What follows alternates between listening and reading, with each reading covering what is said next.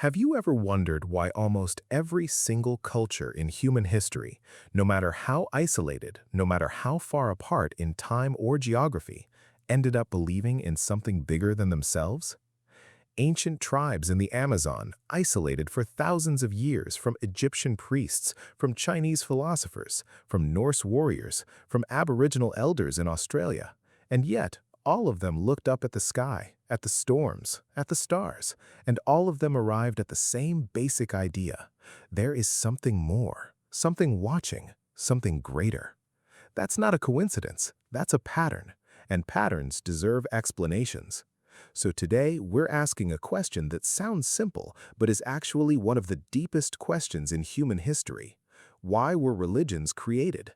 Not which religion is true, not which God is real, just why did religion as a human experience come into existence at all? Let's start with the most obvious one, fear.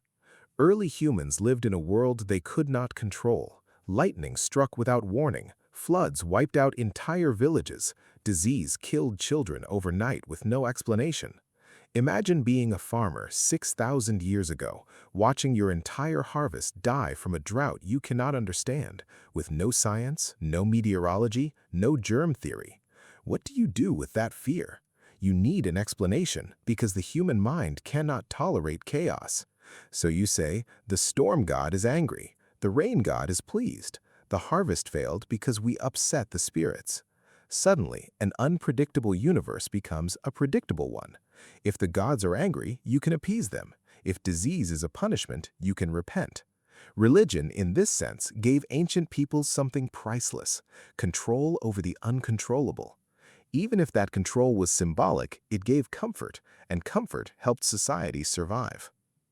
Now here's a bigger one, and it's something most people never think about. Religion built the first moral systems on earth. Before written law, before police, before courts, how do you stop a man from stealing from his neighbor when no one is watching? You can't put a guard on every house, but if that man believes an all-seeing God is watching him, even when he's completely alone in the dark, he behaves differently. Historians and anthropologists agree on this point, regardless of their personal beliefs. The idea of a moral, watchful deity was one of the most powerful tools ever invented for keeping large groups of strangers living peacefully together. Small tribes of 50 people can survive on trust alone because everyone knows everyone. But once societies grew into thousands, into cities, into empires, you needed something bigger than personal relationships to keep order. Shared belief in divine judgment did exactly that. Let's talk about death, because this might be the single biggest reason religion exists in every culture on Earth. No animal that we know of grieves the way humans do, builds tombs, buries loved ones with jewelry and food, or asks what happens after I die. We are the only species aware of our own mortality, and that awareness is terrifying. Ancient Egyptians built the pyramids, spent decades of national wealth and labor because they believed the afterlife was real and worth preparing for. The Vikings believed dying in battle led to Valhalla. Buddhist traditions speak of the cycle of rebirth.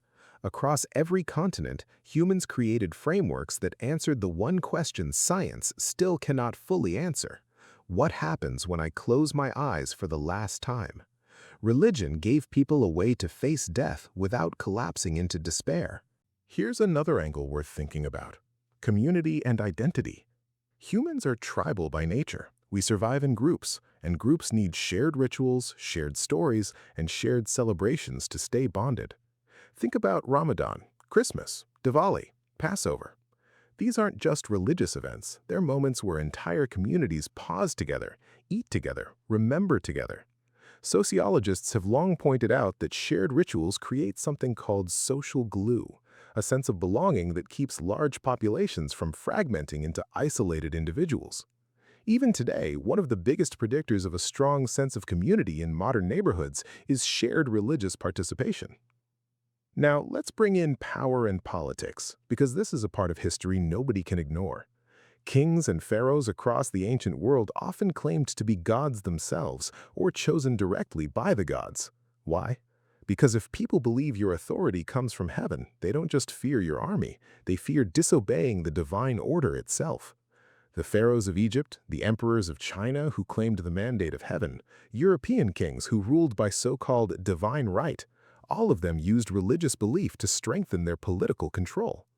This doesn't mean every religious leader in history did this cynically. Many rulers were genuinely devout, but it shows how religion and power became deeply intertwined throughout history, sometimes for good, sometimes exploited for control. There's also a psychological piece here that modern researchers have studied closely. Humans naturally seek patterns and purpose. Our brains are pattern recognition machines. That's how we survived as a species, spotting predators in the grass, predicting weather changes. But that same pattern-seeking mind sometimes sees intention behind natural events, wind in the trees, a strange dream, a coincidence that feels too perfectly timed to be random. Psychologists call this agency detection. Some researchers argue this is one reason belief in higher powers appears so naturally across cultures. Our minds are wired to look for a someone behind events, not just a something. Now, it's worth pausing here and being fair to another important perspective, because this question has two sides. Believers throughout history have argued that all of this, the fear of the unknown, the need for morality, the awareness of death, the search for purpose, are not accidents at all, but signs that humans were built with a natural awareness of the divine. In other words, maybe humans created religious structures and rituals as an expression of a deeper spiritual reality that was already there, not something they invented out of nothing. From this view, the human hunger for meaning, morality, and the afterlife isn't proof that religion is man-made. It's evidence that we were designed to seek something real beyond ourselves. So, when you put all of this together, fear of the unknown, the need for morality, the terror of death, the desire for community, the use of religion and political power, and the human mind's natural search for pattern and purpose, you start to see why religion appeared in every single human civilization independently. Whether you believe these needs were answered by real divine truth, or whether you believe humans built these systems purely out of psychological and social necessity, one thing is certain: religion did not appear by accident. It answered questions humanity could not survive without answering. And maybe that's exactly why it has lasted for thousands of years, and why billions of people around the world still turn to it today.